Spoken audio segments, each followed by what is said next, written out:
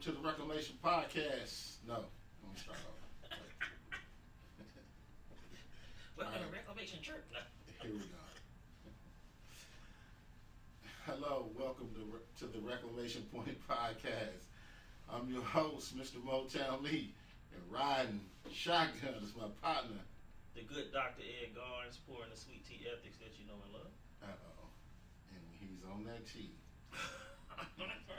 That's all we can say is when the brother is on that tea, it's going to be something else. I'm feeling good today, man. Are you? Oh, I'm feeling great. You know what, man? I'm a little slow motion, man. Oh, okay.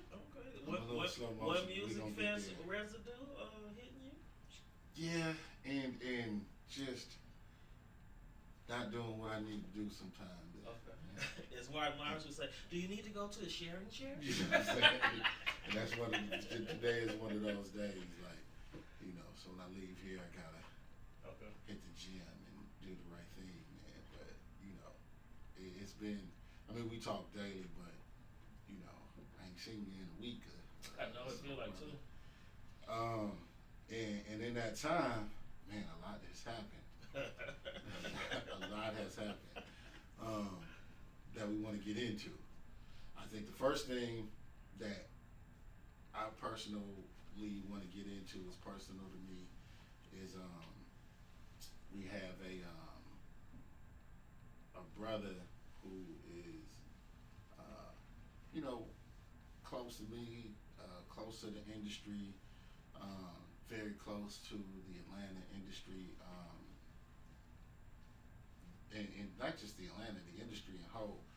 Our brother Shaka is facing these things, this crime, and I don't want to get into the depths of like what they allegedly do, which I totally don't believe.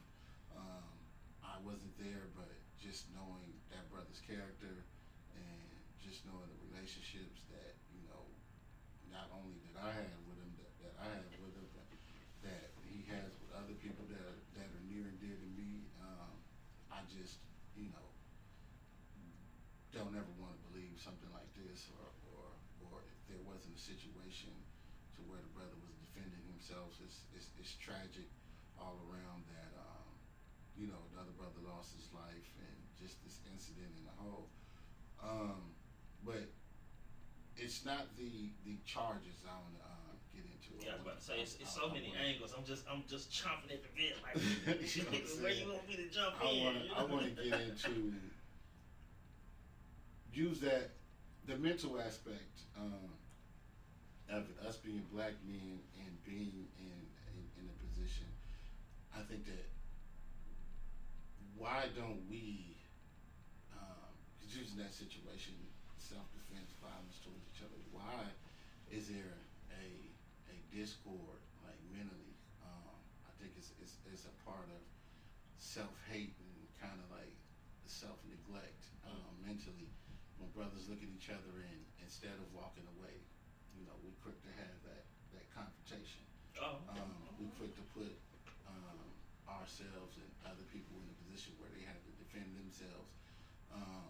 And we don't have this discord and disdain like we'll say we do, but for other people, like when you see black people, we are quick to attack other black people.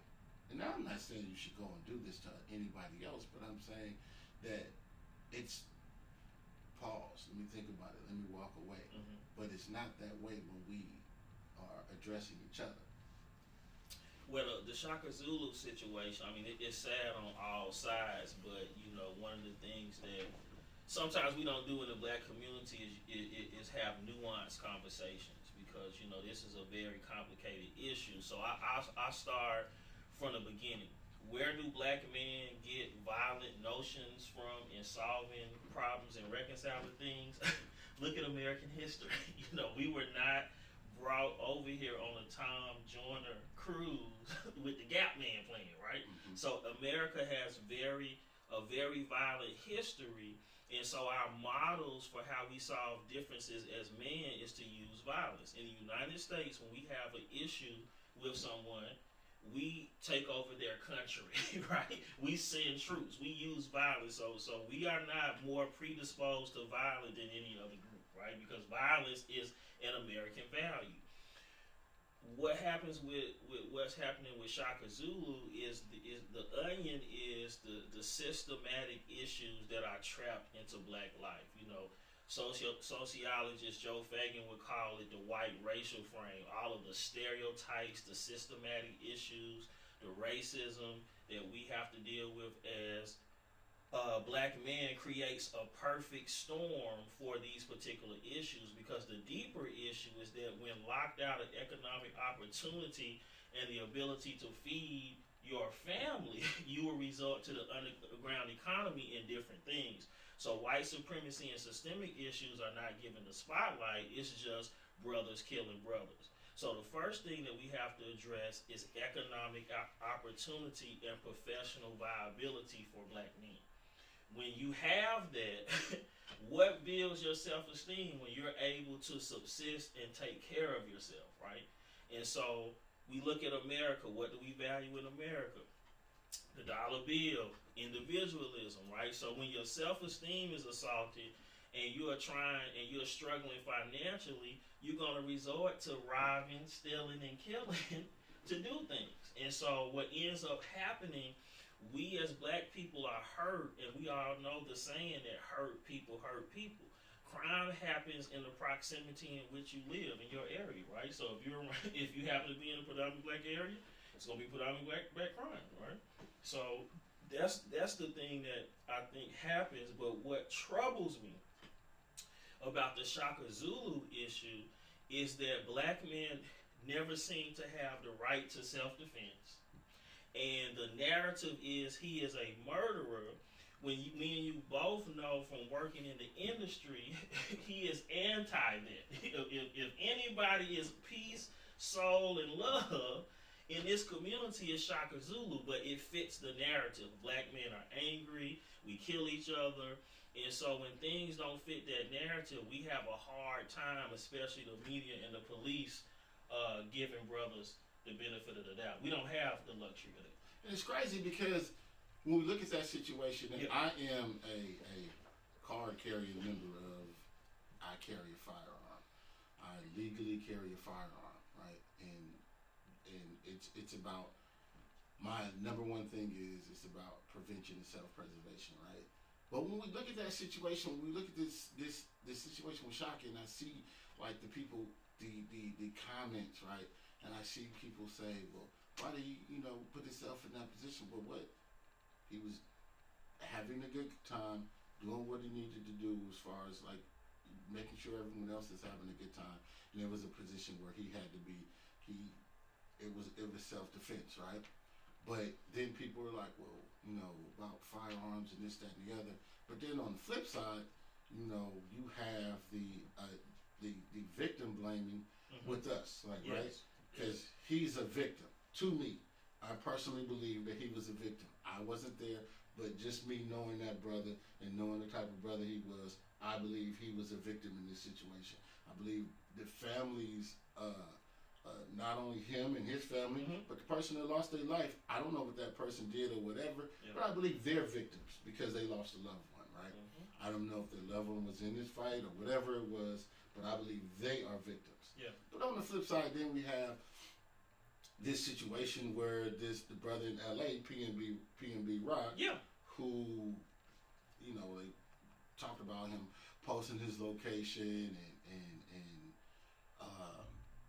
then he get robbed and shot in front of his girlfriend and his child. Yeah. Right? And then people are blaming the victim and they're blaming the black woman, which I think is a total disgrace because be clear, she is not to blame. She can't mourn. She is not to blame. But she's being blamed. You know what I mean? She is not to blame for what happened to PNB Rock. If there's anybody to blame, you have to blame the person who actually took that brother's life. Yeah. You know what I mean? And so we're running and we're like, oh, well, if she didn't post the location, how do we know she ain't from the streets? Yeah. How she know about street the code? The street code or whatever. So In. let's stop blaming the sister. Like it's not about her. It's not about the victim. In our society, like in our community, we blame the victim. And like, well, why did Nipsey da da da? I'm like, hey, listen, man, like. You know, it's funny because society does not treat black folks in our full humanity, and in turn, it's kind of like we mimic that. Like, because when you victim blame, what you're essentially saying is that the person has no value, right? So when you victim blame, you're saying we as black people don't value the humanity of each other. And it's crazy because I'm like, the same thing doesn't apply to the lighter hue folks. Look at Kyle Rittenhouse, who's being celebrated for, and he's not a victim. Yeah, he is a predator. He actually, I believe, the two do not apply. George Zimmerman, but another person. But throughout our history, the boys would call it the psychological wage of whiteness, right? So whiteness comes with privilege. Whiteness comes with the benefit of the doubt. Think about situations, if me and you went to a store, we're the only two people in there, and the candy bar and $100 is missing, we're guilty. But right? But I think that because we don't have the privilege of getting the benefit of the doubt. In these particular situations, how they parallel is that victim blaming happens, but black men are not given the luxury to have the benefit of the doubt. We have to force a narrative that someone is guilty, has predilections of violence, because that's what fits what people are comfortable with. Knowing this as far as how society views black men, my issue is, I understand that. I agree with it? No. But my issue with, it's not about how society and other people, other races view us. It's about how we view us and how we address these situations and how we compartmentalize these things that are actually going on. Like, I've been and unfortunately been in situations where I've seen, close range violence and everything, right? Yeah. I've seen it at a young age. I've seen it as an adult. Do I agree with it? No. It's never a point where like, oh, he got what he deserved, blah, blah, blah. Because, at the end of the day, you have to sleep with that. Yeah. You know what I mean? Life. Conscience is a monster. Is a video game. And so if you getting shot at, you seeing people get shot, it's not one of those things that you actually are like, okay, I want to go home and I can sleep good at night based on this. You know what I mean? This is where, sometimes some people, the drugs, some people use alcohol, some people use whatever, and some people just go sleepless, right? Because of the choices and the things that they've seen. But the self-ridicule and I've seen it bothers me, and one of the reason I wanted to talk about this at first, because it bothers me, because I'm like, these are the same people, people who post and they're like, oh, shot to charge of murder, and everyone posting this, like, and I'm not saying they celebrating, but why post it? Like, you quick to post when something bad happens amongst the brothers. Yeah. These same people, and I won't even say amongst the brothers, I mean amongst us, period, because people look for the detriment of the sisters also. But I'm like, why? These are the same people who won't post, oh, Shaka just gave a scholarship, or this person just did this. You won't post the positive things, but we're quick to be like, Shaka, my boy, but let me post this. We have to value ourselves, and so I wasn't given the cultural context as an excuse. I definitely, was given context, but we as a people, we have to hold ourselves accountable to a standard and an agreement within our own community. Mm-hmm. And one of those things that we have to operate is a love ethic. One of the things that we can take, from the civil rights movement and from our ancestors, is a love ethic means that my personal constitution is such that I see the humanity in other black people, and because I love and see the humanity of other black people, everything that I do is going to reflect that. Mm-hmm. But when you are dealing with these systemic issues, what ends up happening is that we're not coming from a place of healing, right? So a lot of times when you are broken, when you are broken is seductive, negativity. When you come from a place of healing, not only do you have empathy for people, but your behavior follows that empathy, right? So once you have established that you have a love ethic for black people, then your behavior is empathetic. So what that would look like in this case, instituting a love ethic for Brother Shaka, is that we give him the benefit of the doubt. We affirm his humanity and say this is a complex situation, but character has to count for something. Notice how in society the character of black men is perpetuated as negative, right? So in this situation, one of the cleanest cats that we both know, because I've been in the industry just as long as you, and I don't know him on a personal level, but professional interactions seem to back up what everyone has said. And so I wasn't there, but I look at the strongly worded statement from his attorney. An attorney, not a lawyer, but in my experience with the law as a black man, because we have to hire attorneys whether we guilty or not, right? Attorney does not issue a strong statement in which they did unless there is substantial evidence to back up that statement.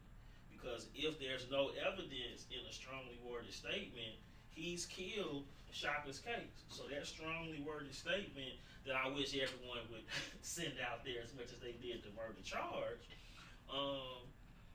that strongly worded statement tells me that once the evidence unfolds, that he will probably get an acquittal. Yeah, and as black people, especially black men, we have to get to the point where we have to stop the self-degradation, right? Mm-hmm. And I think one way to get there is to mentally to focus. When we focus on ourselves, we have to be able to see love. Yes. Right? A lot of people say they love themselves, but if you don't love the brothers and you don't love your own, then you can't possibly truly say you love yourselves, because we are all microcosms of each other. And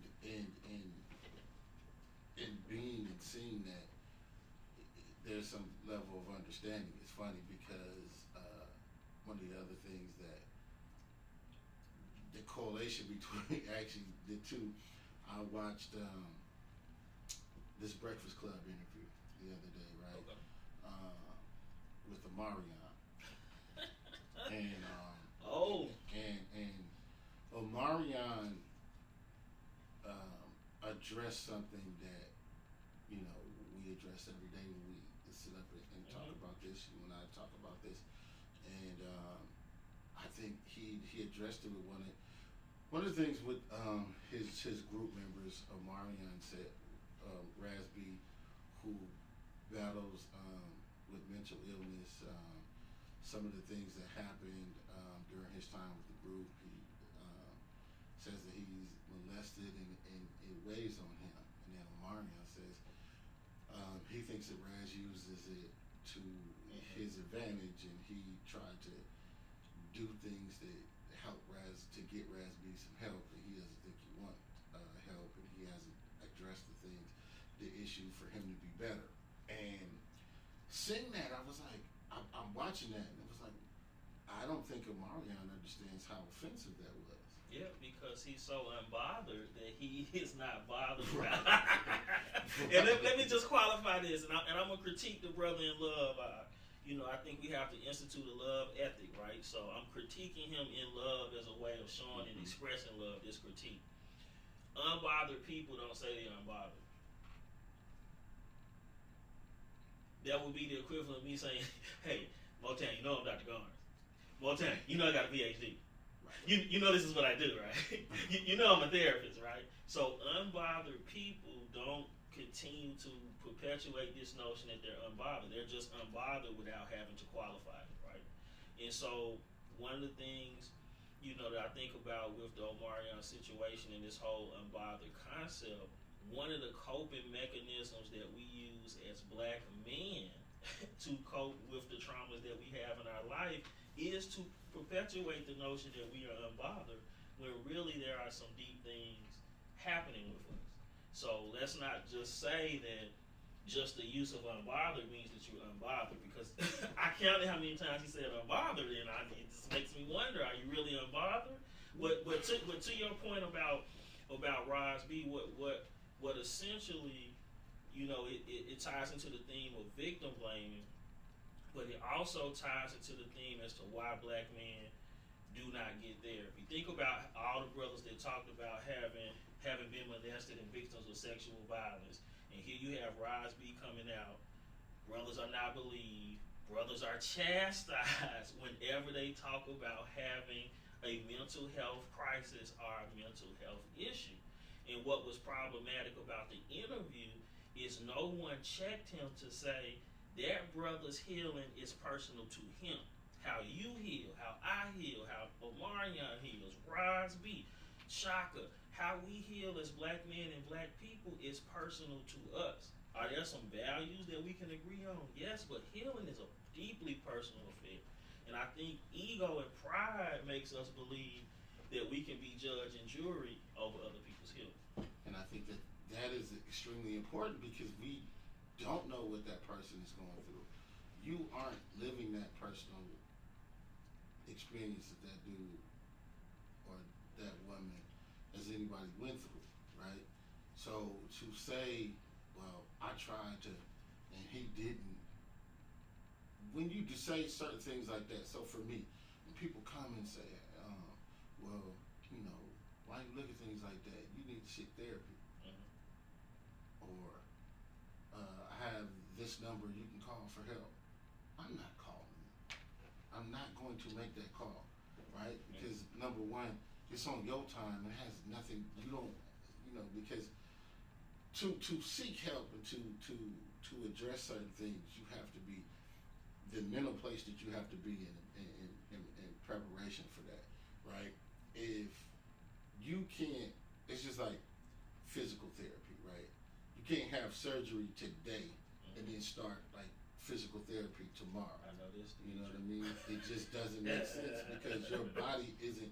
So when they just go to start doing stretches and twisting and turning, your body isn't even physically healed enough to go through that. Yeah. Right? So mentally, who's to say? You can't say that this person is mentally prepared, to deal with this situation, right? Yeah, and also critiquing the brother in love. If we look at certain actions, and if a person is unbothered, does an unbothered person subject themselves to toxically masculine views to the point that they want to eat watermelon at a versus? You know what I'm saying? So it's like, when you start to critique other people, you are oblivious to your own behaviors that are telltale signs that you're also dealing and also struggling, which is okay, right? But a lot of times we put a hierarchy in who can speak to what. And a lot of times, my problem as a black man, but also a trained professional, do I believe that wisdom can come from someone that is not a trained professional? Yes. But also when things are at a certain magnitude, it is all right to seek a trained professional for help if you feel comfortable doing so. And that's something to address, because victim, Raz was a victim. Yes. We have a lot of people who have been victim and victimized, right? And then they come out later on in life and they address the person that assaulted them. And a lot of times people are like, I don't believe it's true, because why didn't you say or address it years ago? Yeah. Right? You don't understand what that person is going through. That person can, feel vulnerable. That person might not have like the strength or feel protected enough to actually address the situation, right? That person might not be in the mental place to address what's going on. Like, okay, I didn't talk about, being molested, right? Yeah. Now, at this 30 plus years later, I'm actually talking about this, right? And do I think that I'm just like tough, masculine man? Yeah, but at the same time, when it came to that situation, it made me extremely vulnerable, and I was embarrassed to talk about it. Yeah. You know, and I'm like, wait, who am I going to talk to this about? Because nobody's going to understand. Furthermore, I'm being told that it actually should be like a badge of, like, it's like a badge of honor. You had sex with some older when you was young, right? So I didn't have any understanding. It took me being an adult to like be like, okay, wait a minute. Not only was it this right, this affects me today, and I think I need to address it to be better, right? But some people go a lifetime without actually addressing these situations. You don't address it because you feel there's a lot of different things. If it's a family member, you don't address it because you feel like it's going to break up the family and people are going to blame you, right? You don't know. There's so many issues and so many things of trying to force a person to a place where you think they need to be. You know what I mean? And to the detriment, that can push you or push them away from what you think they want to accomplish. I mean, that you want them to. Are there people that could lie about, molestation? Yes, but I have found in my many years of being a therapist that people rarely lie about sexual abuse. They rarely lie because it is such a traumatic situation. By the time someone has decided to speak out, that they realize that part of their healing is connected to telling their truth, right? And so the timetable for telling truth, there is no timetable. Because when you experience trauma, you can have symptoms of depression, anxiety, you can have no systems, you can be triggered by smell, you can be triggered by sound, you can be triggered by location. Everyone's triggers are different. And so we cannot play judge and jury on other people's healing. We have to come from a trauma-informed place and understand that we need to believe people that have been victimized until otherwise. So when someone says that they've been victimized, my first inclination, even before I was a therapist, was to believe them. And I think for black men, it goes back to what we talked about, is allowing black men to have the benefit of the doubt and to have humanity in the sense that people understand that we do go through things. And so what Omarion has done unwittingly, and being oblivious to this point, he's pushed other people away from talking about being molested, being sexually abused. And we don't even know, I look at risk factors when I think of trauma. If you are anything other than white in America, that is a risk factor to mental health, right? Socioeconomic background is a risk factor. Being in entertainment as young black men is a serious risk factor that makes them susceptible to all kind of mental things, because we know that the industry is disposable. And so all those things that he talks about, Rosby has talked about in very crucial developmental years where you're learning boundaries, values, who to trust. That's traumatic. Very. Because at the end of the day, if somebody that, you look at in a big brother, uncle, father, whatever relationship, somebody that you have, and it doesn't even have to be molestation. Even if you have a friend that you trust with the keys to your house, right? You trust around your children or whatever, and this person one day steals a pair of your shoes, right? The trust and the way you look at that person is going to change, and it's just shoes, and you're like, I gave you the shoes, but at the same time, like, now how I look at you has changed, right? And not only does it hurt, but then when also you put in a position to where that person just physically does harm to you. And you're a child and you're going through this, and that everyone, first of all, people are like, you lying, I don't believe it, right? That set me back years and years already for people not believing me. Then get over it. Let's make this money, Mm-hmm. right? Yeah. So that's minimizing the way you look at. It's money is bigger than the way I feel mentally, and me being actually abused and being somebody doing a disservice. And you telling me that it's all about the money, not me, right? Yeah, and you know what? To give some language, some trauma-informed language to what Roz B has described, it's no different than what the sisters described with R. Kelly, who has now been found, guilty after all these years of protection. But it's grooming, right? So what was happening to you when you went through your experience? You were being groomed. Like there's a psychological process that grooming does. It's behavioral, but it's psychological because you get trust, right? And so once someone has earned your particular trust, it's a gradual thing into grooming. Notice how Roz B talks very specifically. I mean, he got too many details for me not to believe, okay? Right. But he's talking about the grooming process in similar ways to the sisters talked about R. Kelly. It started off very nice, sweet, poetry, right? Then it's do this or you won't get this. And, so there's a grooming process that makes people susceptible to trauma and susceptible to being molested. But it's funny because I wonder if R. Kelly met with psychologists because he picks the perfect victims. Because people that groom, you want someone that is helpless. You want someone that will not fight back. So the reason why he went young and a lot of molesters go young is because you can't easily be manipulated at that particular age. It's funny you say that because when you look at the relationship between a pimp and a prostitute, right? Mm-hmm. That is, a pimp does not approach a woman initially and say, hey, I want you to be a prostitute for me. Mm-hmm. Like, I want you to be a hoe for me.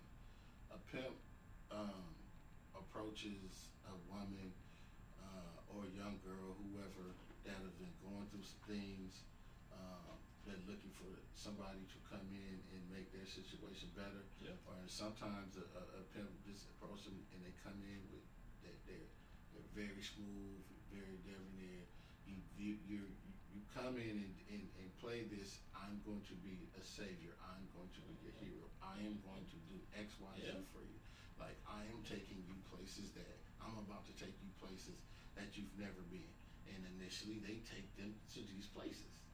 Yeah. But then it's like, okay, you want to keep these things going, you need to get out here and do this, right? Yes.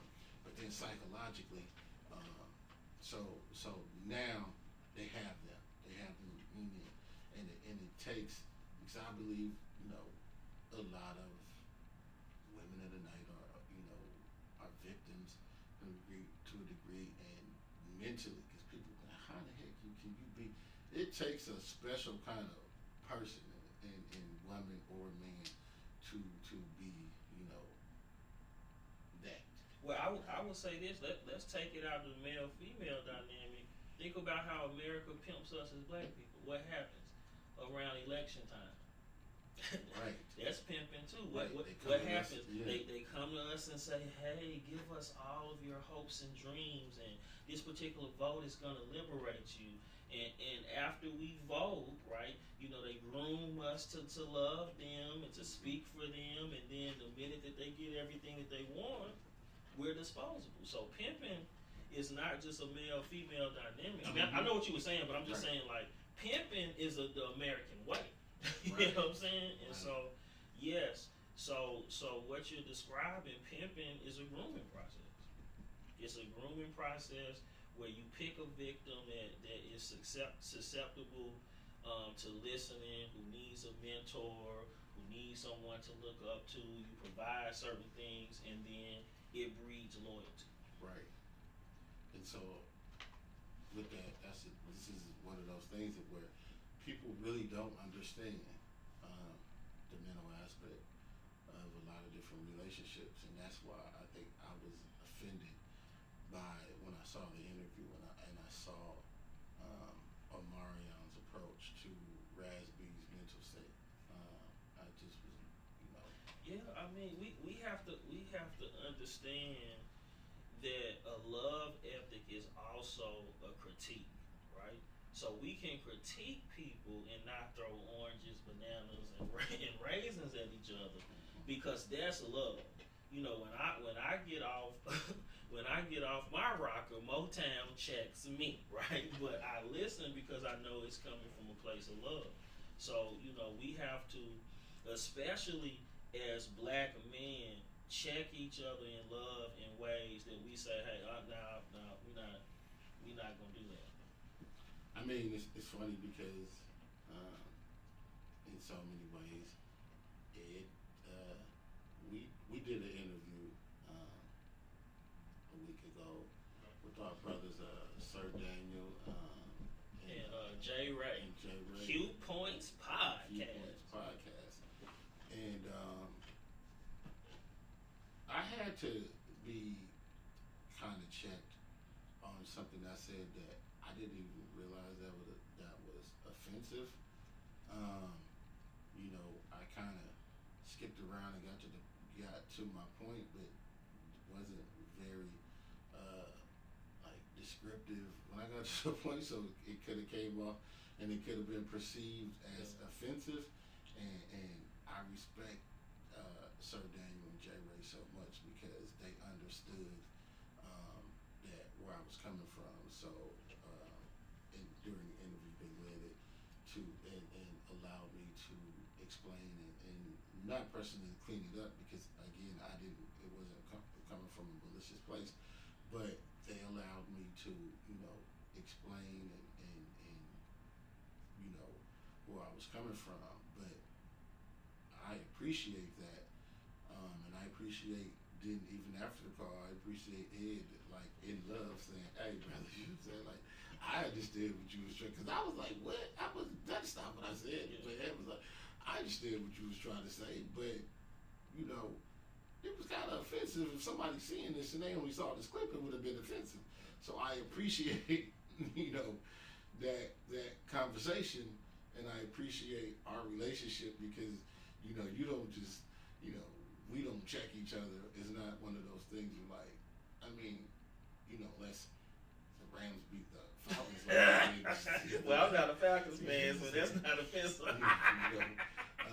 And I'm like, your team is trash, and that's offensive, but that's just not how we approach and talk to each other. Now I do have friends who are a little more aggressive in their approach when we talk, you know what I'm saying? But it's just the relationship that we have. So I don't necessarily know the Raz or Marion relationship. I just know that me personally, that approach and the way he said it, and the way he put it out there, returned a lot. Not only if I was razzing, it would turn me off from seeking the help and getting the help, and then it would also turn other people off. Like, you're viewing this and you're like, oh, you think that somebody should get help because you think they personally need help and you think that they should get it today. Yeah. And it's just that's just not how it works. Yeah, I mean, shouts out again to J. Ray and Sir Daniel because I think y'all should check our Q Points interview because you got four brothers, different perspectives, but it's all coming from love. And society tells us that the four of us should not have a conversation or get along. So, I think that is a great example, of how we have to critique people in love. But we have to get away from this dichotomy of good and bad, right? Sometimes it can be both ends. Sometimes you can hold conflicted emotions, and we have to make room for that. Everything is not cookie cutter, right? And we have these conversations. We have to have them with some empathy and complexity. And so, I would have loved to have seen them check Omarion, especially because toxic masculinity is subtle. It's not just pimping women on corners and slapping, but to tell another man what their healing journey should look like, that's toxic as hell, right? And so I would have loved to seen them do that, but I also understand that we all are not equipped with the knowledge to check someone. And so what we're doing with Reclamation Point is kind of like we're trying to create space for that. And not to, I don't want to be too critical of the brother because maybe he just truly didn't understand.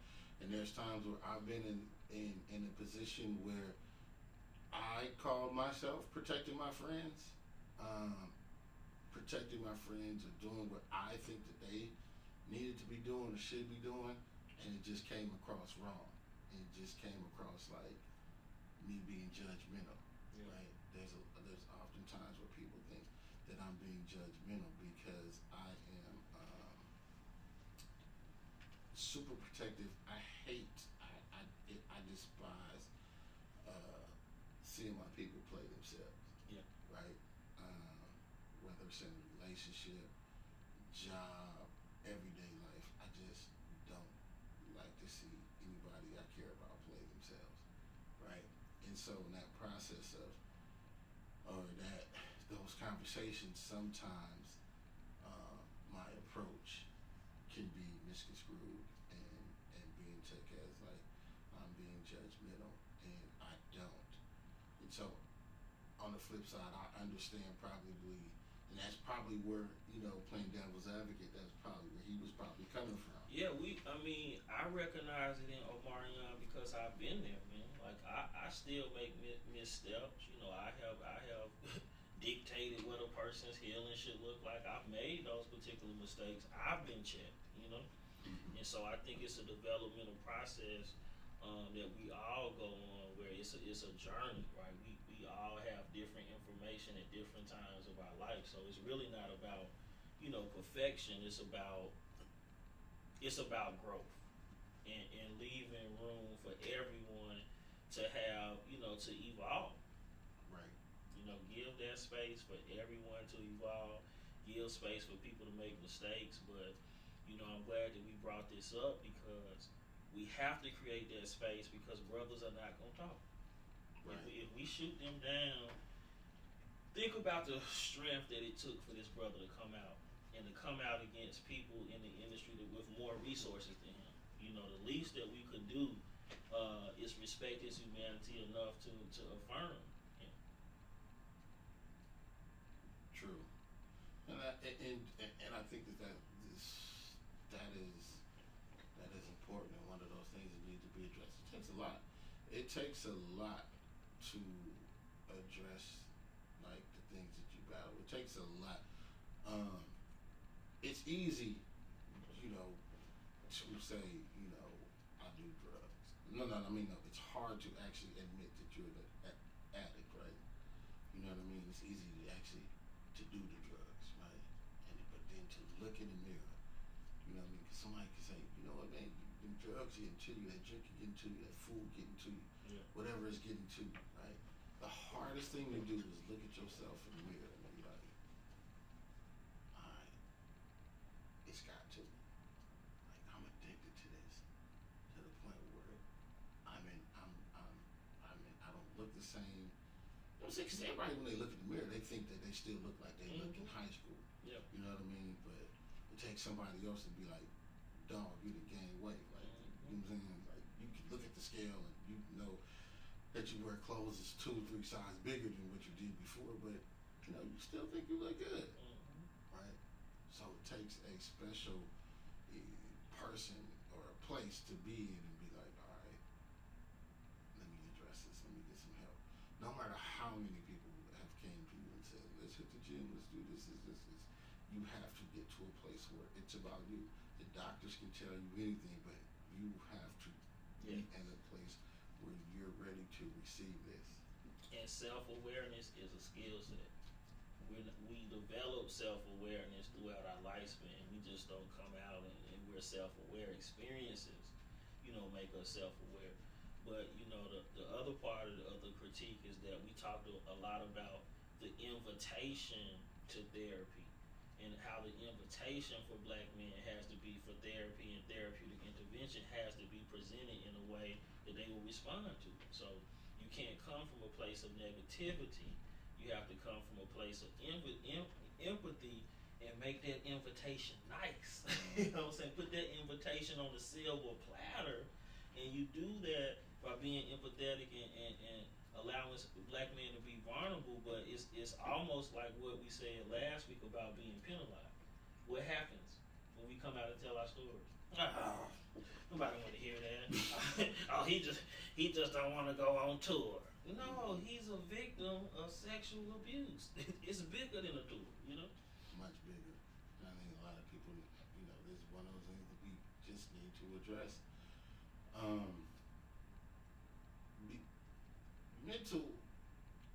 Mental health, and especially black men and mental health, is just one of those things that is super taboo and continues to be one of those, like, it shouldn't be a dirty little secret. It shouldn't be one of those things that feels like this shame, right?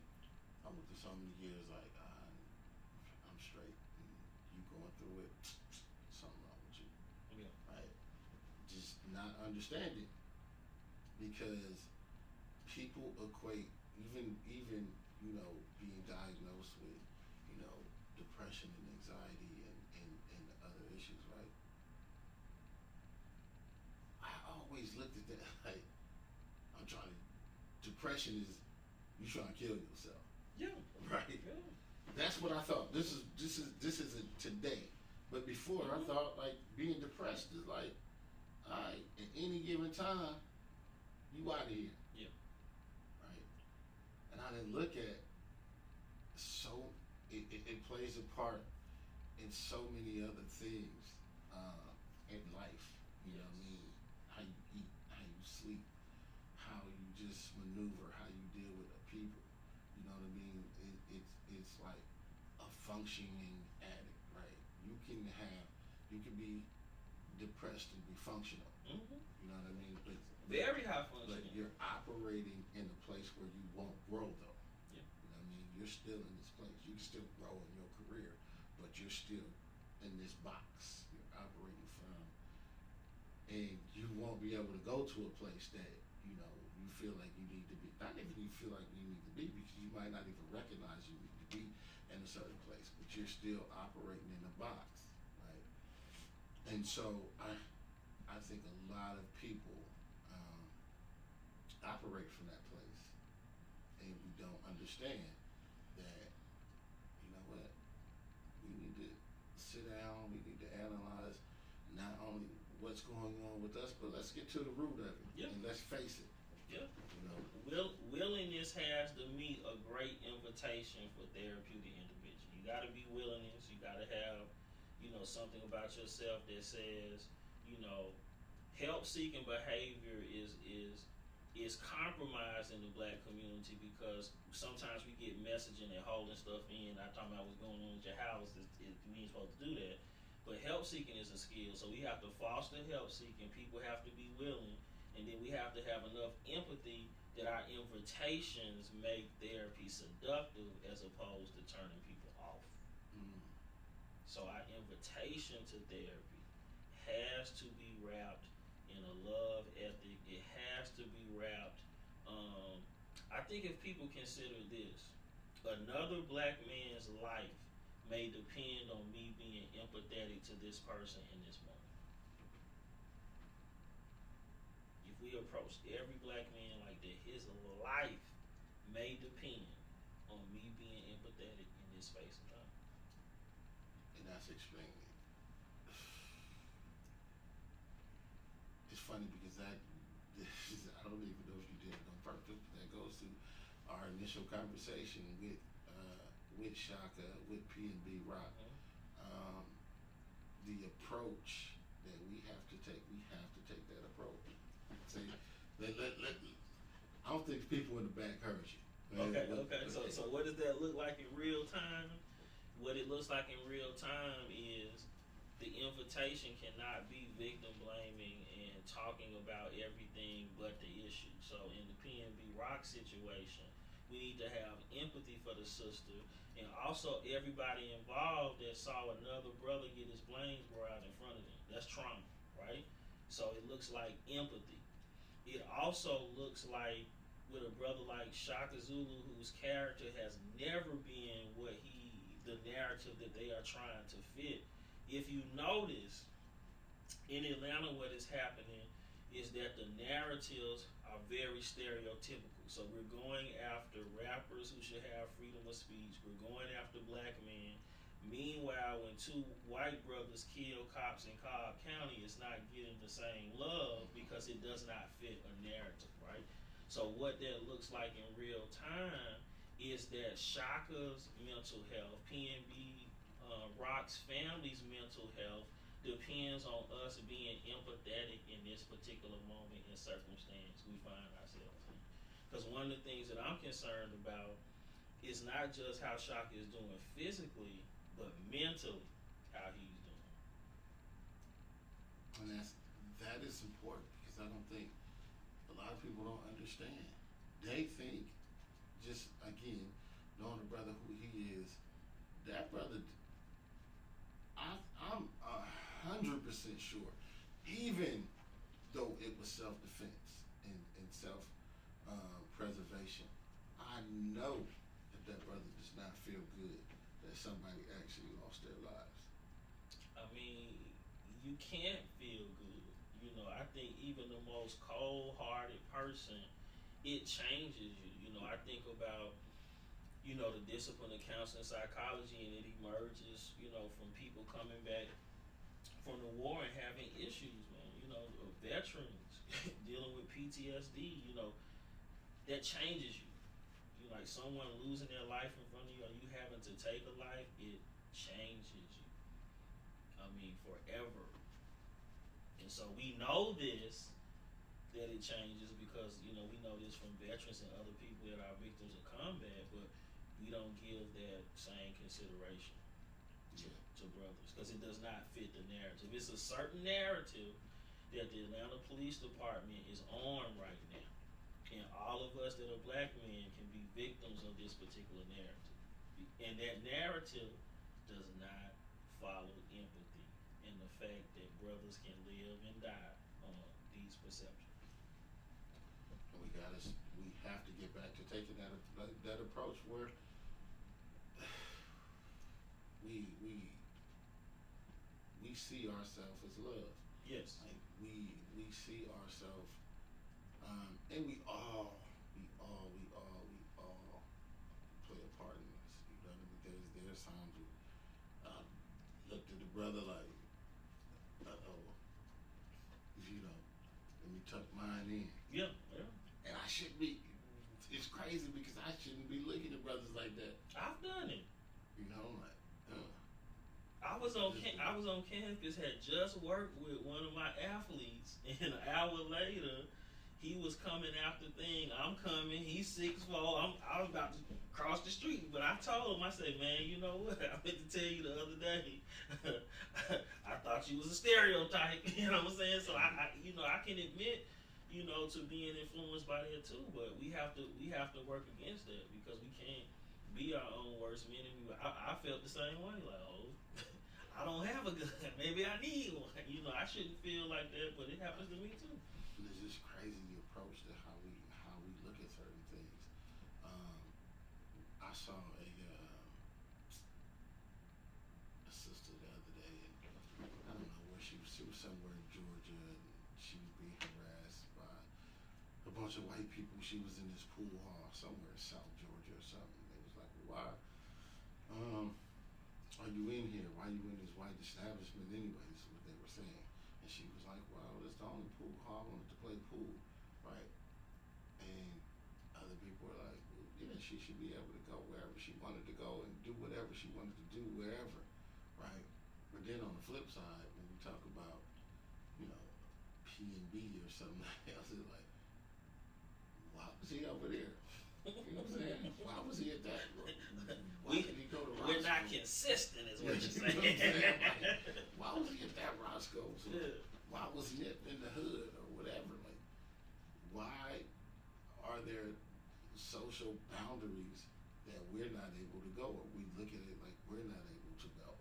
You know what I mean? But then when it's for that, they like she should be able to go wherever she want to go. When we're dealing with, you know, with white people and racism, but that's just. But at the same token, like.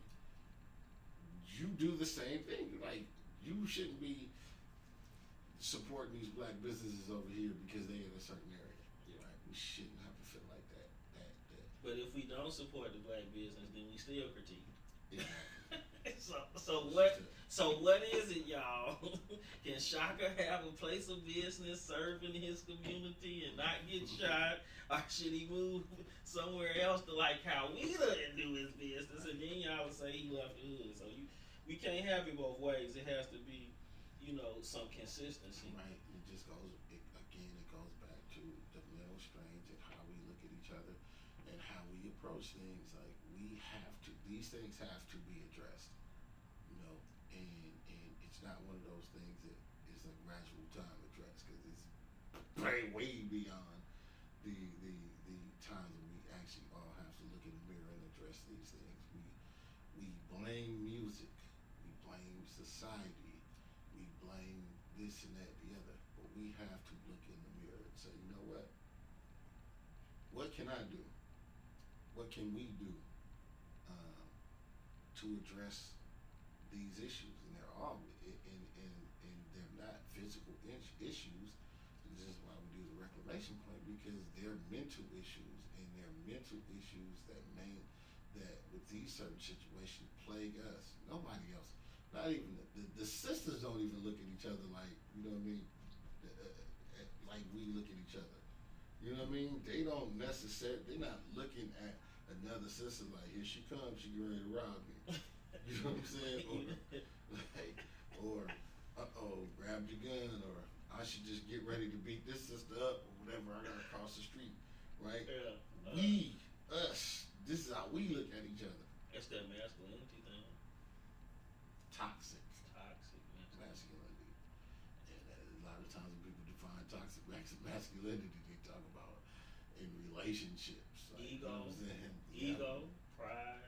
Ego, pride, guilt, and shame is a lot of things that rule us as being ego, pride, guilt, and shame. But how we do that is that we have to. You said it best on one of your posts that I follow. You talked about us going back to values, right? Mm-hmm. And us establishing code of ethics and values that we can all agree on.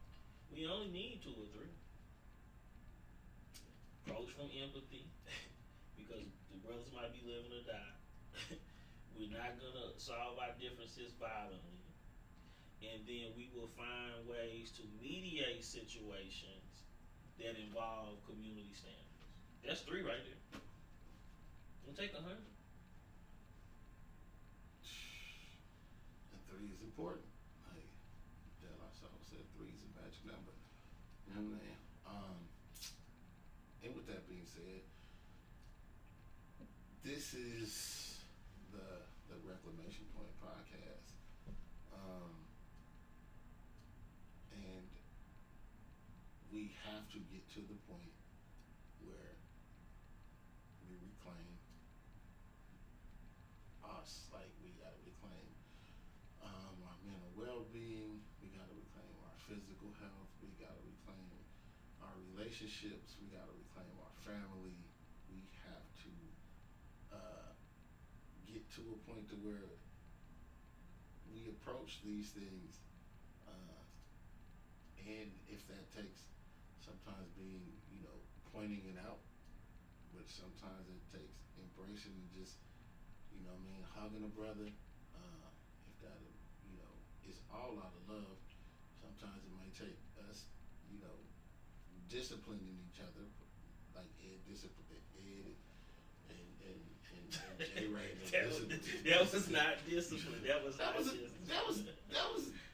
a level of discipline. I was disciplined to where, like, I would accept it because, y'all told me. It was like, hey, okay. It wasn't. So technically, I understand what you're saying. Technically, it was. Yeah. Like, hey, because I was like, what I say? I don't know. I just thought about somebody throwing a house shoe when you said discipline, but I understand what you meant. You know what I'm saying?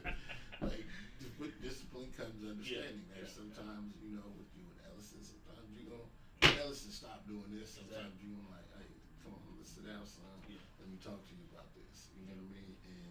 And that Particular case, I think it wasn't the negative connotation of discipline, which is, you know. I went negative. That was me. That's me.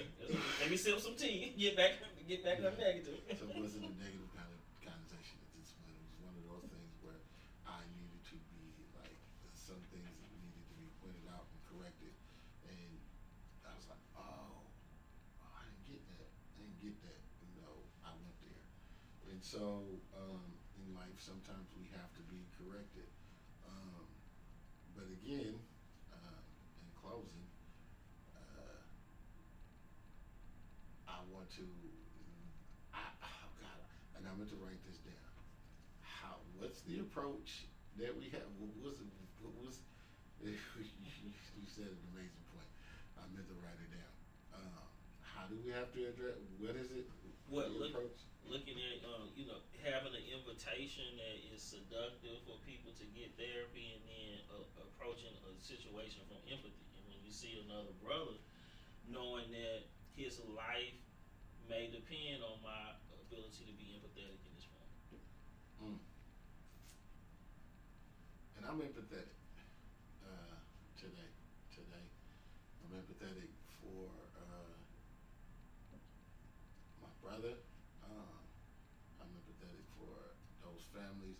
I'm empathetic for the families of PNB Rock and all the brothers who and sisters and all the people, not just the brothers and sisters. I'm empathetic to what's going on with the migrants and these politicians playing with their lives.